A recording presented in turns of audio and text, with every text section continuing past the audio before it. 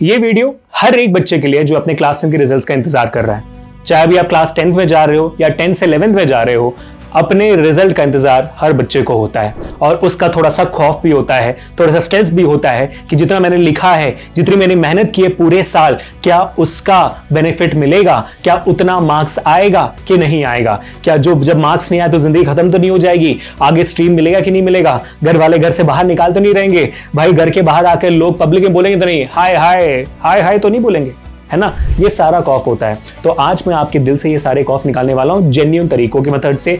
तो अगर आपको ये वीडियो अच्छी लगे तो make sure to hit the like button, share this, subscribe to the channel और मुझे कमेंट्स में बताना कि क्या आप थोड़ा सा मोटिवेट हुए कि नहीं। चलिए आगे बढ़ते हैं और इस वीडियो का उद्देश्य मैं आपको बताता हूं। मैं आपको ये बताने वाला हूं क्यों आपको रिजल्ट का स्ट्रेस बिल्कुल नहीं लेना चाहिए और कौन से तरीके हैं जिसके थ्रू आप अपने स्ट्रेस को निकालकर और बेहतर करने के बारे में सोच सकते हो। नंबर 1, रिजल्ट्स को सुधारना कैसे है। सबसे सिंपल मेथड आपके सीबीएसई ने आपको दिया हुआ है जिसको कहते हैं रीइवैल्यूएशन का मेथड। रीइवैल्यूएशन में होता क्या है कि जैसे आपका क्लास 10 का रिजल्ट आता है या 12 का रिजल्ट आता है, 4 दिन के बाद इमीडिएटली सीबीएसई एक विंडो ओपन करती है रीइवैल्यूएशन प्रोसेस का। रीइवैल्यूएशन प्रोसेस में ही 3 डिफरेंट प्रोसेस होते हैं, जिसको सबसे पहला पॉइंट होता है रीटोटलिंग, जहां पर आप सीबीएसई को एक नॉमिनल फीस देकर ये बोल सकते हो कि भाई आपने जो पेपर चेक किया वो गलत है, मेरे को पूरा भरोसा है कि भाई साहब मैंने अच्छा लिखा हुआ है। सो ये उन बच्चों के लिए है जो अपने पेपर को लेकर कॉन्फिडेंट है, जिनको पता है कि वो पास हो सकते हैं या तो इतने मार्क्स तो आने ही चाहिए।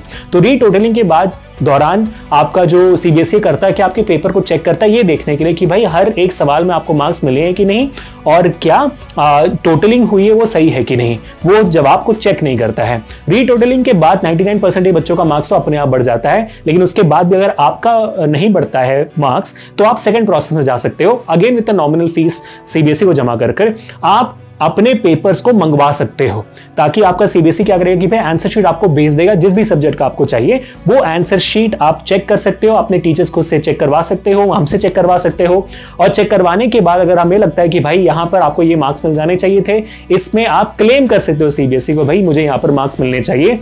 और मार्क्स आपको मिलते कब है, जब आप तीसरे स्टेप रीइवैल्यूएशन करवाते हो। रीइवैल्यूएशन इज डिफरेंट फ्रॉम रीटोटलिंग, क्योंकि रीइवैल्यूएशन में टाइम सिर्फ टोटलिंग होती है, बल्कि आपके हर एक जवाब को चेक किया जाता है, स्पेशली वो जवाब जो जवाब का आपने क्लेम किया हुआ है।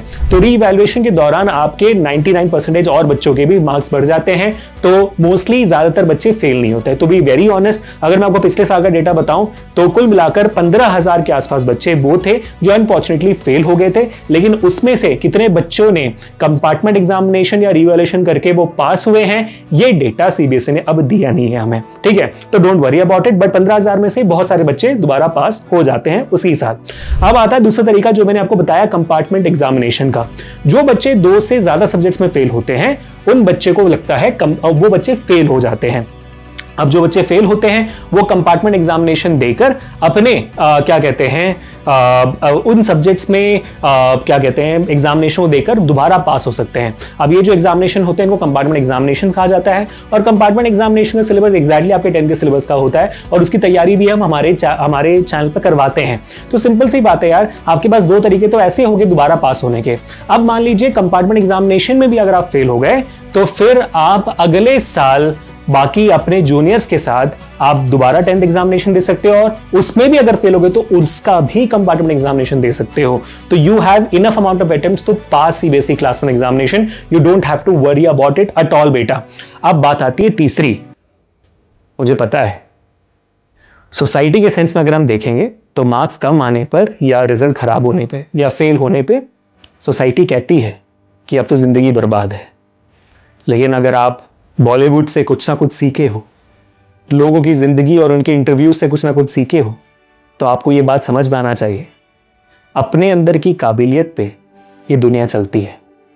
अगर आपके अंदर किसी ना किसी तरीके की काबिलियत है, टैलेंट है, और अगर आपको उस काबिलियत और उस टैलेंट के पीछे पड़ने की जिद है, उसको और तेज करने की जिद है, उस जिद के थ्रू अपनी जिंदगी बदलने की चाहत है, फिर आपको कौन रोक सकता है।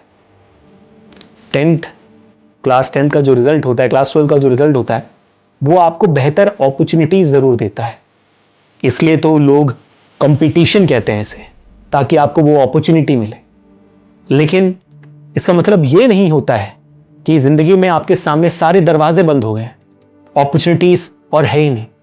इस दुनिया में लाखों करोड़ों अपॉर्चुनिटीज है, बस आपको यह सोचना है कि क्या आपको उन अपॉर्चुनिटीज को ढूंढने का, उनको देख पाने का, उनको छलांग लगाकर पकड़ने का दम है कि नहीं।